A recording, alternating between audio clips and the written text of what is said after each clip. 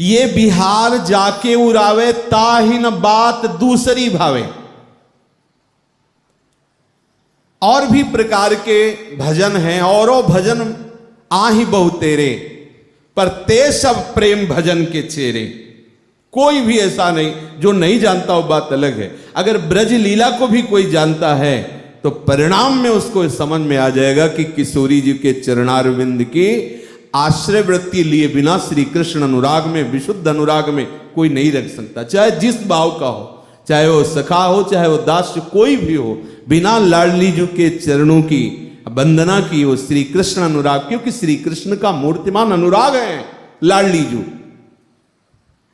वर्णन कर रहे हैं श्री ध्रुवदास जी महाराज की, नारदादि सनकादि सब उद्धव अरु ब्रह्मादि। महाप्रभु हरिवंश चंद्रजू ने कहा कि राधा मधुपति रहस्यम सुविदितम, जो श्री किशोरी किशोरजू का विलास है इनको पता नहीं, सम्यक रूप से नहीं जानते। अब जैसे वर्णन में आएगा तो प्रगट लीला में जब हमारी लाडली जी वृषभानु भवन में प्रकट हुई तो नारद जी ने साक्षात्कार किया, भगवान शंकर ने साक्षात्कार किया। उन्होंने ही तो मुनीन्द्र वृंद वंदिते त्रिलोक शोक हारणी। पर यहां जो वर्णन हो रहा है, जैसे एक आगे के इस पीछे के श्लोक में था, यत पादाम रुहै रेणु कणिकाम मूर्धना निधातुम नहीं प्रापुर ब्रह्म शिवादयोप्यधि कृतिम गोप्यैक भावाश्रया सापी प्रेम रसा सुधाम्बुद निधि। एक कण का भी हमारी स्वामिनी जी के चरण रज का नहीं प्राप्त कर पाए ये सब। तो कहां से बोल रहे हैं? निकुंज से बोल रहे हैं। कभी कहीं किसी वाणी में लिखा हो कि नारद जी बीणा लेकर के प्रिया प्रीतम के समीप गुणगान करते हुए गए, या भगवान शंकर प्रिया प्रीतम नवनिवृत्त निकुंज। अवतार लीला इसीलिए होती कि सब साक्षात्कार कर सके। उसमें भगवान शंकर ने भी साक्षात्कार किया, लाडली जी की चरण रज प्राप्त की, रास में भी प्रवेश हुए। लेकिन नवनिवृत्त निकुंज बिहारी बिहारिन जो जहां विलास कर रहे हैं वहां न देवैर ब्रह्माद्यैर्न खलु हरि भक्तैर न सुहृदा दिभिर यद्वै राधा मधुपति रहस्यम सुविदितम। जब नारद जी को भगवत साक्षात्कार श्री कृष्ण अवतार में दर्शन हुए श्री कृष्ण के, तो मन में आया कि प्रिया जी भी कहीं प्रकट होंगे। उसी दिन से खोज शुरू कर दी। जब पता चला कि वृषभानु जी के यहां एक तेजोमयी कन्या का प्रादुर्भाव हुआ है, तो भागते हुए नारद जी वृषभानु भवन में पहुंचे और कहा, आपकी कोई संतान हुई? बोले हाँ। बोले प्रणाम करे, ये बेटा है। नहीं, कोई कन्या हुई? हाँ। सब ऋषि मुनियों की कृपा से, आप सबके चरण प्रताप से बहुत ही सुंदर तेजोमयी, हमें दर्शन कराइए। व्याकुल कृष्ण प्रिया का प्रादुर्भाव हुआ है, क्योंकि जब श्री कृष्ण आए तो जन्म लियो मोहन हित श्यामा आनंद निधि सुकुमार। सुकुमारी जी भी अपने अंश से प्रकट हुई, क्योंकि लाल जू को महासुख प्रदान करने वाली लाडली जो है, लीला की पूर्णता इन्हीं से होगी। नारद जी गए तो देखा दिव्य पालने में श्री लाडली जू जैसे स्वर्ण की मूर्ति हो, कंचन बरण, करोड़ों बिजलियों की सी कांति प्रकट हो रही, और छोटी सी लाडली जू पलना में। नारद जी प्रेम विकल हो रहे हैं और विचार किया कि लाडली जी से बात करूं, पर वृषभानु जी के सामने कर नहीं सकता क्योंकि उनका बाल भाव है। वृषभानु जी से कहा कि हमें थोड़ी देर के लिए एकांत कर दीजिए, इसमें आपकी लाडली का मंगल होगा। और अभी तक लाडली जी ने आंख नहीं खोला था। तो वृषभानु जी को भी लगा कि ऋषि मुनि महात्मा है, कृपा कर देंगे तो लाडली जी शायद नेत्र खोल दे। शांत भाव से केवल पड़ी रहती, ना कोई किलकारी, ना कोई हंसना, ना नेत्र खोलना, कुछ नहीं, बस शांत। नारद जी साष्टांग दंडवत किए बीणा रख करके और कहा, हे श्यामा जी, लाडली जी, आप कृपा करो और हम आपके उस रूप का दर्शन करना चाहते हैं जो निरंतरम वसीकरण प्रतीत नंद नंदने। श्री राधा कृपा कटाक्ष में जो निरंतर नंद नंदन को अधीन किए हुए हैं, वो उस रूप का दर्शन करना चाहते हैं। लाडली जी से जब निवेदन किया तो सहचरियां प्रकट हो गई। ये सिद्धांत है, बिना सहचरियों की कृपा के लाडली जी के श्यामा रूप के दर्शन नहीं हो सकते।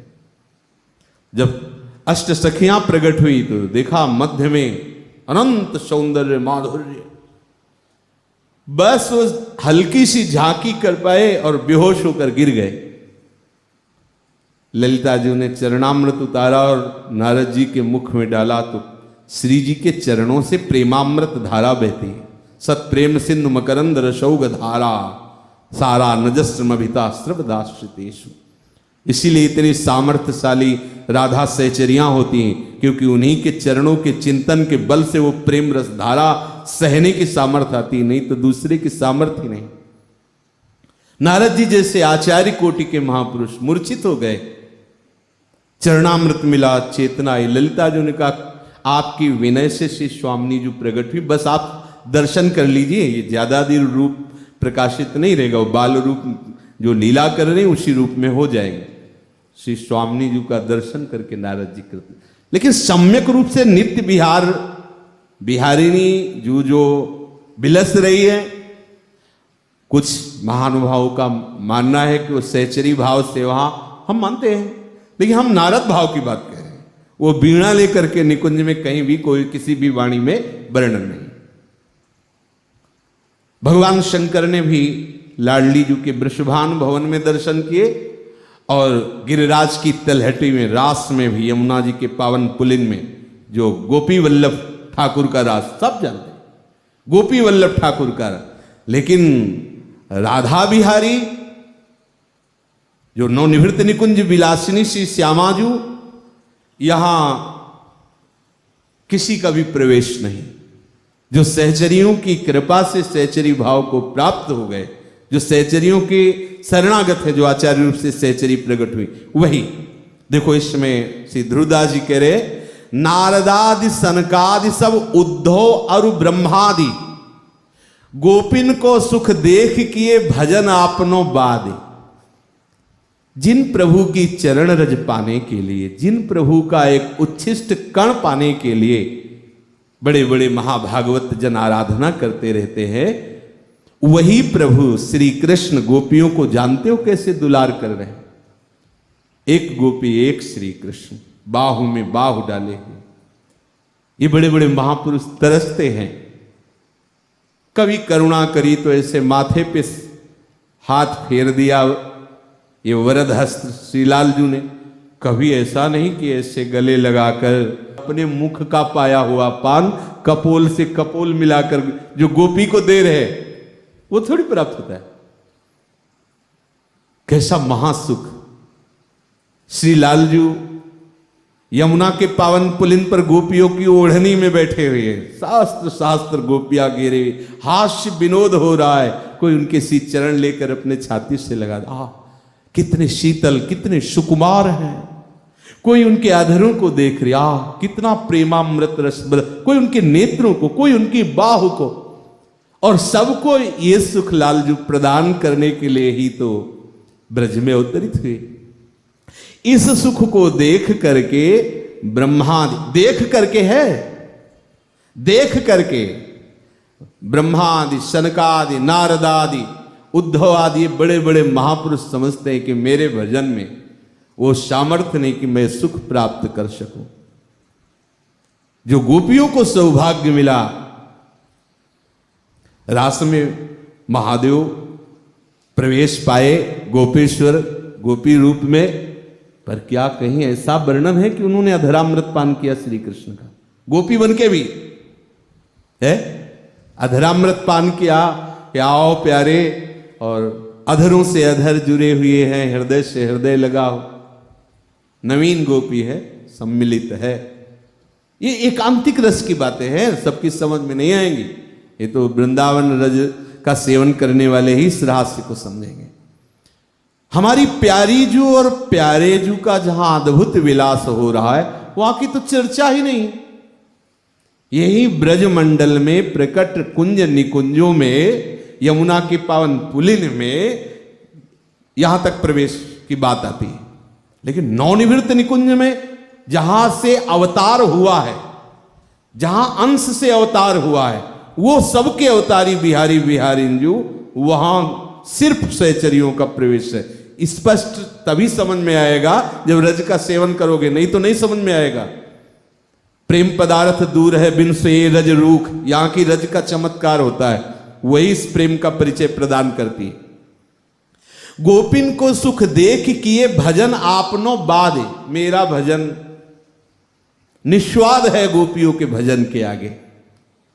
अब ध्रुवदास जी कह रहे, तीन गोपीन ते दुर्लभ माई, नित्य विहार सहज सुखदाई। तीन गोपीन ते दुर्लभ माई, नित्य विहार सहज सुखदाई। शिव श्रीपति जद्यपि ललचाई, मन प्रवेश तिनहु को नाही। शिव श्रीपति जद्यपि ललचाई, मन प्रवेश तिनहु को नाही। ऐसे रसिक किशोर बिहारी, उज्ज्वल प्रेम बिहार आहारी। ऐसे रसिक किशोर बिहारी, उज्ज्वल प्रेम बिहार आहारी। अति आसक्त परस्पर प्यारे, एक स्वभाव दूनी मन हारे। अति आसक्त परस्पर प्यारे, एक स्वभाव दूनी मन हारे। रस में बड़ी नेह की बेली, तेरी अवलंबे नवल नवेली।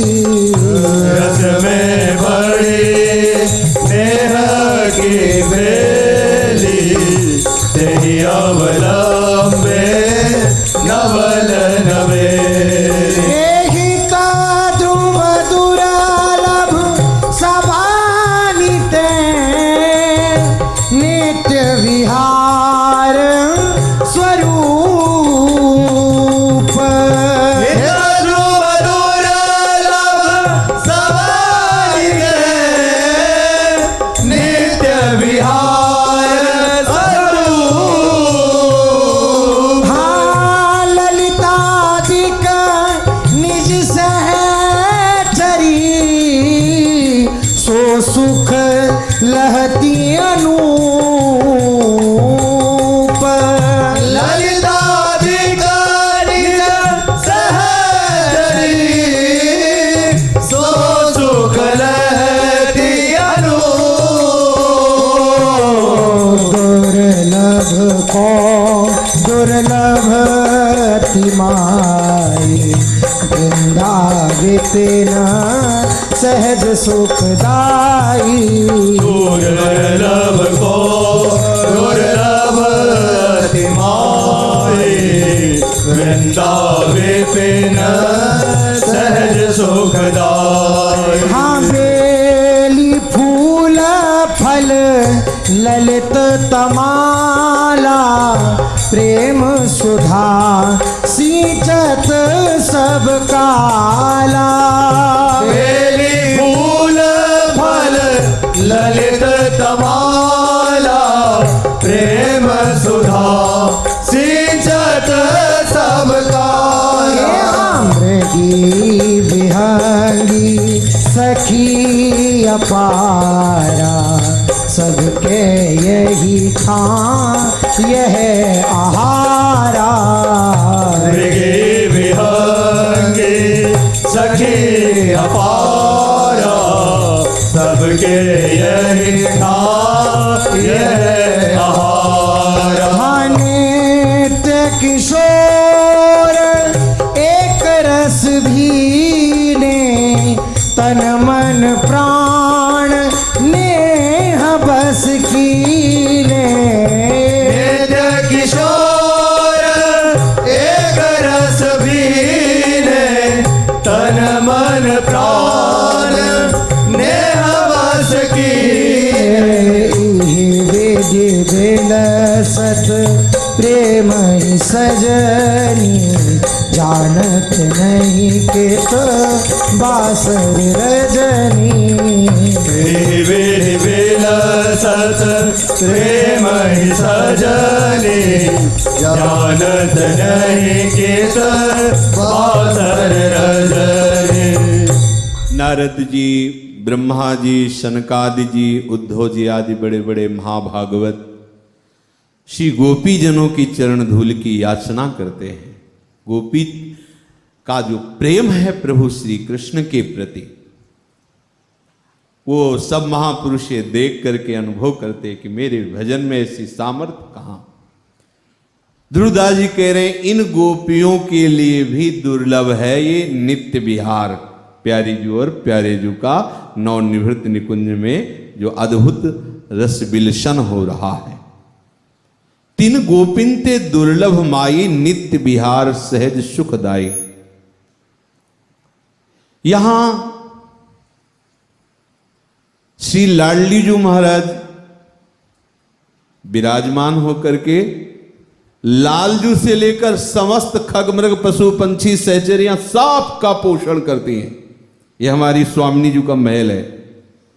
यहां जो खग मृग पशु पंछी भी है ना, वो सब सहचरियां ही बनी हुई, और कोई नहीं। सब सहचरी भाव के महापुरुष, कोई सुख बना, कोई सारिका, कोई कोकिला, कोई मयूर, यहां तक कि छोटी छोटी लता भी, वो सब सहचरियां, दूसरे का किसी का प्रवेश नहीं। ये सहज सुखदाई है। इसमें किसी भी प्रकार के साधन बल का प्रवेश नहीं। हमारी स्वामिनी जो सहज है, उनका विहार सहज है, उसकी प्राप्ति भी सहज ही है।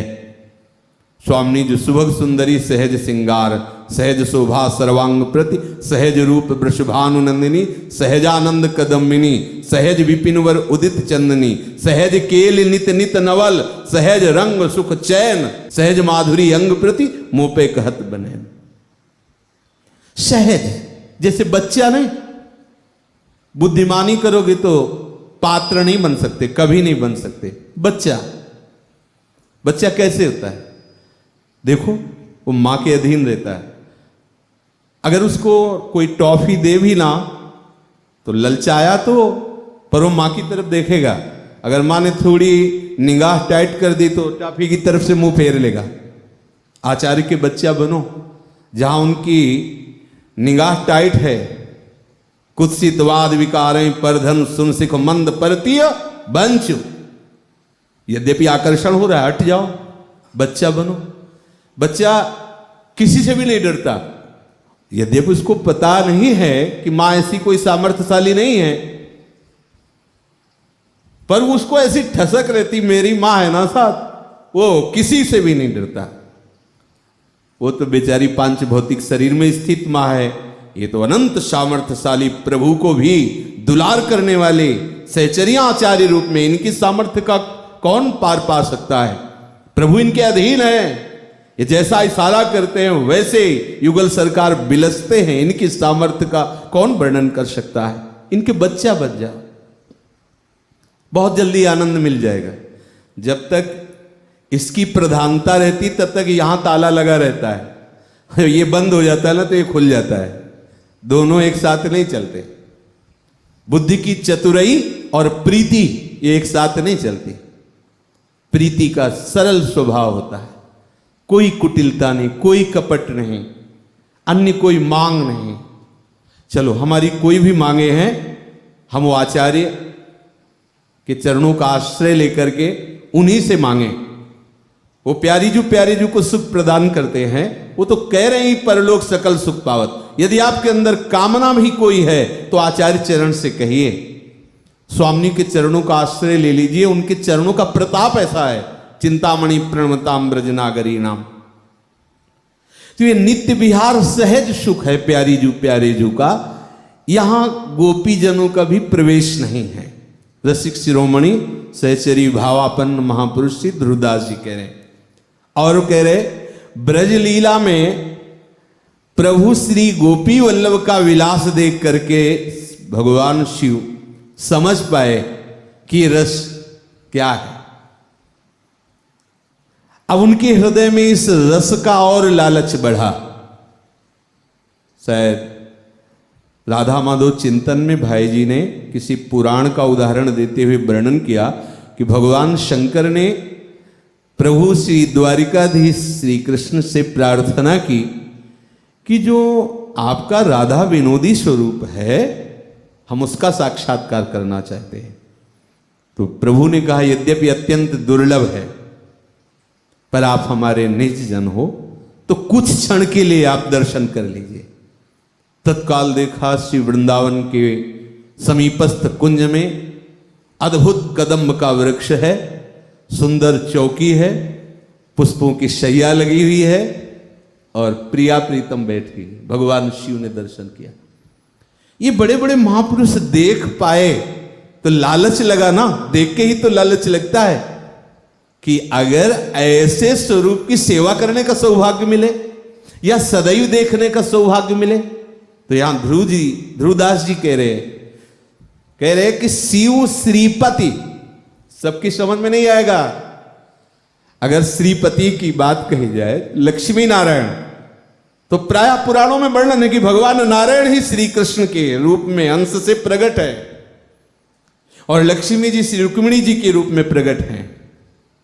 अगर आप इस वृंदावन की रज में बैठ के सुन रहे हैं तो आपको संशय नहीं होगा, बाहर हो जाएगा।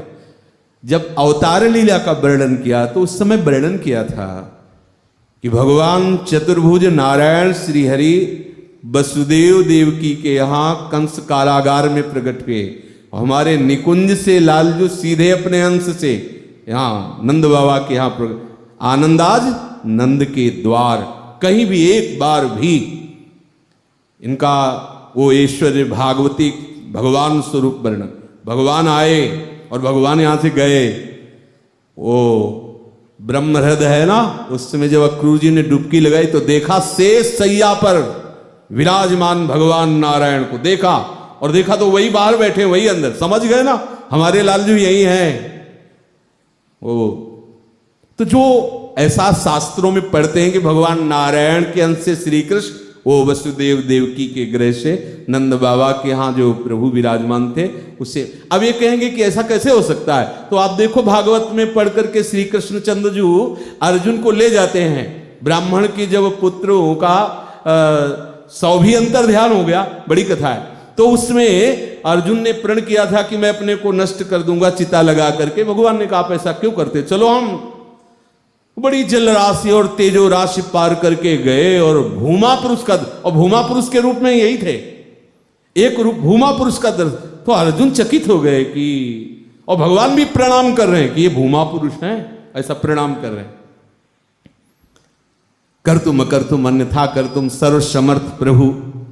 कोई नहीं जान पाया कि निकुंज से आए हुए ठाकुर में ही ऐश्वर्य वाले ठाकुर समा गए और ऐश्वर्य वाले ही प्रभु बाहर गए। देखो ऐश्वर्य वाले प्रभु गए तो लक्ष्मी जी ने अवतार लेकर के, और श्रेष्ठ महिषी पटरानी श्री रुक्मिणी जी के रूप में लक्ष्मी जी। लेकिन हमारे निकुंज विलासी जो लालजू ने अवतार लिया, वही श्री लाडली जू और श्री लाल जी। ये जितने भी ब्रज के रसिक उपासक जन है, हाँ वो देखते हैं, इस बात का अनुभव करते हैं। भाई जी ने राधा माधव चिंतन में लिखा हुआ है, ये लिखित बातें, कोई ऐसा नहीं कि कल्पनात्मक बातें कह रहे हो। तो शिव श्रीपति यद्यपि ललचाही, रसास्वादन तो श्रीपति ने भी किया ना, नारायण के अंश से जो अवतार लिया और आए तो देखा ना निकुंज विलासी का सुख। बाहर रहते थे, जब अपने रस की बात होती तो प्रभु की प्रभुता बाहर रहती थी, प्रवेश नहीं हो सकते। एक बार लीला में वर्णन है, इशारे से समझना चाहिए कि राधा कृष्ण समस्त गोपियां घेरे हुए हैं, परस्पर वो प्रेम वार्ता नेत्रों से कर रहे हैं, और कुछ रसमयी बात करने की बात आई तो इशारे में बात हो गई, और लालजू प्रियाजू को इशारा किया तो प्रियाजू चल पड़ी, तो लालजू अंतर्धान हो गए गोपीजनों के बीच से, और जिस कुंज में मिलने का था उसमें लालजू जाके विराजमान हो गए। प्रियाजू को वहीं पहुंचना था, गोपीजन खोजती हुई वहां पहुंची तो लालजू ने दूर से देखा गोपीजन आ रही तो दो भुजा और बढ़ा ली। ओ गोपीजनों के मन में कोई खास भाव नहीं आया, प्रणाम किया कि भगवान नारायण हमारे प्रीतम श्री कृष्ण मिल जाए, ऐसी कृपा करो। प्रभु ने देखा केवल दो भुजा बढ़ जाने पर इनके भाव का सम्मरण हो गया। लेकिन जब लाडली जो उस कुंज में पहुंची तो ये सोच रहे थे कि दिखाऊं दो भुजा, और जबरदस्ती भुजाएं अपने आप अंतर्धान हो गई। प्यारी जी के सामने श्रीपति नहीं टिक सकते, हमारी लाडली जी। ये गूढ़ बातें हैं, सबकी समझ में, क्यों में वालों को समझ में तो आएंगे ही नहीं। तो श्रीपति ने देखा ब्रज लीला में हमारे निकुंज विलासी का वो सुख, और महादेव जी ने भी देखा तो लिखा शिव श्रीपति यद्यपि ललचाही पर मन प्रवेश तीनों को नाही। ऐसे रसिक किशोर बिहारी उज्जवल प्रेम विहार आहारी। श्री वृंदावन विलासी रसिक युगल किशोर का ये आहार है नित्य विहार रस। ये उज्जवल अर्थात इसमें कहीं भी किसी भी तरह की कोई भी मिलावट नहीं। जैसे प्रिया प्रीतम की काम के लिए वर्णन की जाती है, वो काम के लिए महाप्रेम रस है। दंपति अति आनंदवश प्रेम मत निसंक क्रीड़त, प्रवेश ही नहीं अन्य का। जब इन महापुरुषों की बात आई तो फिर काम आदि का तो कौन चलावे, पर जो शब्द है ना, तो शब्दकोश में उतने ही शब्द हैं। उन शब्दों का जब इधर वर्णन हो, महाप्रेम का स्वरूप होता है। ये तत्सुख भाव वाले महापुरुष इस बात को जानते हैं। प्यारे जो ऐसे इस नित्य निरंतर प्रेम विहार में मगन रहते हैं। अति आसक्त परस्पर प्यारे, परस्पर अत्यंत आसक्त रहते हैं श्री युगल सरकार। दो चकोर दो चंद्रमा, दो वली पंकज दो। अगर लालजू प्यारीजू के मुख चंद्र के चकोर हैं तो प्यारीजू लालजू के मुख चंद्र की चकोरी है। सुधंग नाचत नवल किशोरी, थे थे कहत चहत प्रीतम दिस, बदन चंद्र मनो त्रसित चकोरी। लालजू को देखती ही रहती हैं प्यारीजू, पर प्रतिपल नवीन शोभा देख करके दृष्टैव चंपक लते चमत्कृतांगी, रोम रोम से स्वामी जी का पुलकित हो जाता है, आनंद अश्रु बहने लगता है। ऐसे सुंदर लालजू और ऐसी सुंदरी प्रियाजू, तू मुख चंद्र चकोरी नैना। श्री लालजू प्रिया बदन छवि चंद्र मनो प्रीतम नयन चकोर। अति आसक्त परस्पर प्यारे और एक स्वभाव। प्यारे जू का एक ही रुचि है, एक ही दृष्टि है, एक ही मन है। ये जो पहला पद है चतुराशी जी में, इसमें वर्णन है। जोई जोई प्यारो करे सोई मोहि भावे, भावे मोहि जोई सोई सोई करे प्यारे। और रुचि मुंह को तो भावती ठोर, प्यारे के नैनन में प्यारो भयो चाहे मेरे नैनन के तारे। मेरे तन मन प्राण हूते प्रीतम प्रिय, अपने कोटिक प्राण प्रीतम मोसो हारे। एक ही स्वभाव, और दोनों अपने मन को हार चुके हैं। प्यारीजू का मन श्याम सुंदर, श्याम सुंदर का मन प्यारीजू है। रस में बढ़ी नेह की बेली, ते ही अवलंबे नवल नवेली। वृंदावन में ये नेह की बेली प्यारीजू और प्यारेजू की ये बढ़ती ही रहती है। प्रेम सदा बढ़िबो करे, ये नेह की बेली निरंतर बढ़ती रहती है और लहलहाती रहती है। और युगल किशोर इसी नेह बेली का अवलंबन लिए हुए हैं। इसलिए ध्रुवदास जी कह रहे, ये दुर्लभ सबनिते, सबसे ये दुर्लभ रस है नित्य विहार का जो स्वरूप जानने वाले हैं वही इस बात को समझते हैं। ललितादिक निज सहचरी सो सुख लहत अनूप, इस अनुपम सुख का ललितादि सहचरियां रसास्वादन करती। प्रणय में रसिक ललितादि लोचन चसक, पिवत मकरंद सुख राशि अंतर शची। दुर्लभ को दुर्लभ हति माई, वृंदा विपिन सहज सुखदाई। सहज महान प्रेम रस प्रदान करने वाला, नित्य विहार का प्रेम रस प्रदान करने वाला अत्यंत दुर्लभ ये वृंदावन धाम है। बहुत बड़ी वस्तु मिल गई। ये जो वृंदावन का वास है, वृंदावन का आश्रय है, भरोसा है, बहुत बड़ी वस्तु मिल गई। निश्चिंत रहो, प्यारी जू की चरण धूलि में वास कर रहे हो, उनके गृह में वास कर रहे हो। सच्ची मानना, यहां का कोई कण ऐसा नहीं जो प्रेमाश्रुओं से भींगा हुआ ना हो। कैसे कैसे महा भाव में डूबे हुए रसिक जन प्यारी जू के कभी आनंद अश्रु, कभी विरह अश्रु। हाँ, ये पूरी भूमि ब्रज भूमि प्रेम भूमि है और बड़ी मोहिनी है ये भूमि। इस भूमि का आश्रय ले लो, आप चिंता मत करो। मन के उपद्रव ज्यादा दिन नहीं चलेंगे, उसको मरना पड़ेगा। ये भूमि मोहिनी है। जिस दिन करुणा कटाक्ष होगा उस दिन मन रही नहीं जाएगा। वो प्रेम स्वरूप मन होता है। ये प्राकृतिक त्रिगुणात्मिका माया के द्वारा रचा हुआ जो स्वभाव मन का है नष्ट हो जाता है, चिदानंद मन हो जाता है, तभी चिदानंदमयी लीलाओं में प्रवेश पाता है। श्री वृंदावन, यहां की ललित लताएं, पत्र, पुष्प, फल, तमाल आदि वृक्ष, ये सब प्रेम प्रदान करने वाले हैं। क्योंकि प्यारी जू के सनीह दृष्टि से इनका सिंचन होता रहता है। ये सब सामर्थ्यशाली हैं। वृंदावन के कोई भी वृक्ष में कभी हे बुद्धि न करे कि अरे ये तो बबूल है, ये तो नीम है, ऐसा ना सोचे। सब महाभागवत जन है। एक एक जो लता बाहर से भी आके यहाँ विराजमान होती है, सब तपस्वी जन, महात्मा जन है। बहुत बड़ा भजन किया, लाडली जू ने कृपा करके पास कर दिया, तो यहाँ आकर के लता रूप में विराजमान, पुष्प चयन करके या पत्ता चयन करके जो रसिक जन श्री जी को अर्पित करते हैं, ये उनका महान स्वरूप है। और वो सहचरियां ही, सहचरी भाव को ही प्राप्त हो जाती है। कोई भी लता भी आती है यहां पशु पक्षी भी कोई बाहर से आ जाए, वो भी सहचरी भाव को प्राप्त हो जाएगा। ये धाम है। देखो, चाहे कोई भी नदी वो समुद्र में जाती है तो समुद्र अपना रूप नहीं दे देता उसे, नाम रूप सब खत्म हो जाता है। उस नदी का नाम हो जाता है समुद्र। और स्वाद लो तो स्वाद भी समुद्र का ही आएगा। तो प्रेम समुद्र है वृंदावन। यहां जो भी आता है प्रेम समुद्र वृंदावन अपना स्वरूप प्रदान करता है। श्री स्वामिनी जी की सेवा की चतुरता। मृगी विहंगी सखी अपारा, सबके यही ठा यह आहारा। श्री वृंदावन धाम के जितने भी पशु पक्षी हैं और सखियां हैं, ये सब प्यारे जू की रूप रस केली का विहार का आहार करती है। यही आहार है। यहां जो प्यारे जू को भोग लगता है वो सब चिदानंद होता है।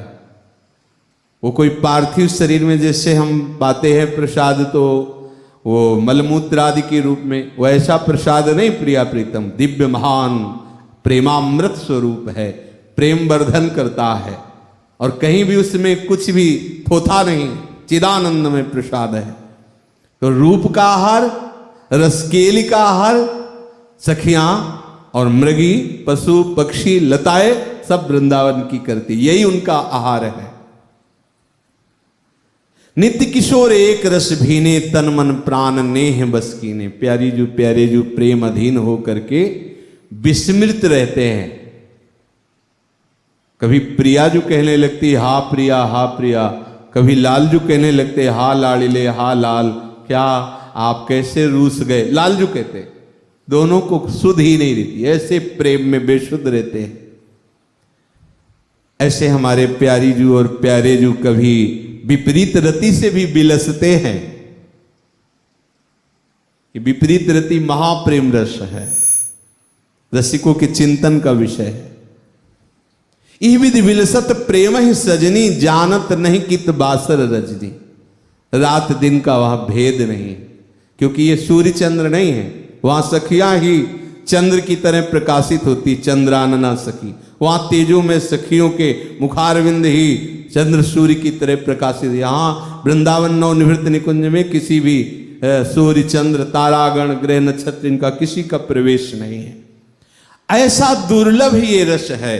महाप्रभु हरिवंश चंद्रजू कह रहे, तयोर दासी भूत्वा तदुपचित केली रस मय दुरंता प्रत्याशा हर हर दृशोर गोचरी तुम। आहा, श्री राधा माधव की ऐसी एकांतिक रसमयी केली, दासी बन करके, उनकी सहचरी बन करके मैं इनसी नेत्रों से देखना चाहता हूं। मेरी ये ऐसी दुर्लभ आशा है, और ये आशा दृढ़ है। पर है बड़े आश्चर्य की बात कि कहां इतने इतने बड़े महापुरुषों को भी दुर्लभ है, और मैंने ऐसी आशा ठान ली है। तयोर दासी भूत्वा तदुपचित केली रस महो दुरंता प्रत्याशा हर हर दृशोर गोचरे तुम। यद्यपि दुरंत है, पर हमने ठान लिया है कि हम प्यारी जू की दासी भावना से, सहचरी भावना से उनकी रस केली का दर्शन करें। श्री मानो ऐसे इसमें श्री हिज्जू महाराज कह रहे कि लाडली जू आप हमारी आशा को पूर्ण कीजिए। और हमारी स्वामी जू परम उदार हैं। सब जिनकी श्रवणेंद्रिय में पड़ रहा है, और अगर ऐसी लालसा आ रही है और सखियों की शरणागति है, तो निराश मत होना। इस दरबार में निराशा शब्द नहीं है। गुस्सा तो है ही नहीं लाडली जी के, तो हमारे अपराध देख करके भी वो गुस्सा ना करेंगी और अपनी चरण सेवा में हमें रख लेंगी। अपने महल रख ही लिया, महल में देखो रख ही लिया। हम प्रगट वृंदावन लायक थोड़ी हैं, उन्होंने रख लिया। तो विश्वास करो, ये जो देह के अंदर हमारा राग है, धीरे धीरे वो नष्ट करके हमें वो अपनी दासी देह की, सहचरी देह की प्राप्ति करा देंगी। विश्वास करो, दृढ़ आशा रखो। आशा से दास्यम पक्का मिलेगा। विश्वास, दृढ़ विश्वास से ही यहां काम चलता है, नहीं तो फिर भटकना पड़ता है। हितधु जो विश्वास है तो वही सुधरे बात, ना तर माया पंथ में फिरे जुटक कर खा। दृढ़ विश्वास, इसी जन्म में मुझे ऐसी दुरंत आशा जागृत जो हो गई, उसकी पूर्णता का अनुभव श्री लाडली जी कराएंगे।